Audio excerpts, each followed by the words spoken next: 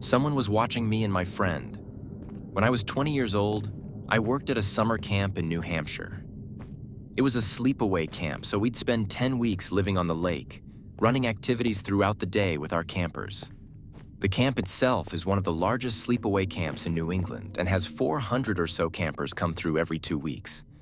The ages ranged from 6 to 15 years old.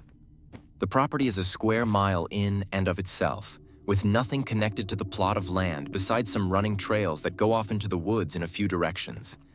It was my third summer working there, and I'd been promoted to a position that didn't require me to live in one of the 40 or so cabins with campers. Therefore, after all the campers had been accounted for, I had more freedom to do things like watch a movie or work out before bed.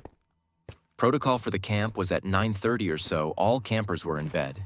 There would be 2 senior counselors assigned to be on duty, which basically meant doing their rounds on the golf cart to see if campers or counselors had snuck out, which was actually pretty common. I'd been on duty a couple times, and it normally consisted of flashing your flashlight around the cart path as you drove around and then going back to hang out in the staff lounge. This is all important info as to how the camp basically shut down, and nobody would be out on the property after 9:30 p.m. One night, I was working out in the gym with another counselor after campers, and counselors had bed down for the night. The gym itself was an older building that doubled as a stage for talent shows and fit a full basketball court inside as well. The gym was a tiny closet basically, tucked away in the corner. When the light were on at night, the reflection in the windows that surround the perimeter of the building was basically a mirror. While my buddy Jack and I were lifting, we heard something out on the basketball court, so we stepped out of the gym to investigate.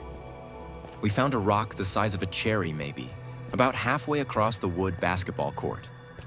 Confused, we just figured something fell from the roof and went back to working out and chatting. About 5 minutes later, we hear what is unmistakably a rock sliding across the floor. I rush out to see if someone was playing a prank and trying to scare us. I started loudly talking. If I was out there, I'd get back to my cabin quickly before OD, on-duty counselors, catches me out.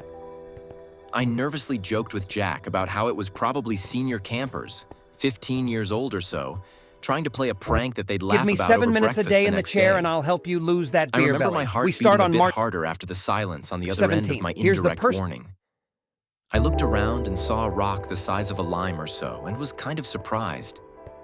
Everyone, camper or counselor alike, knew that the camp was a bit older, so they took maintaining it very serious.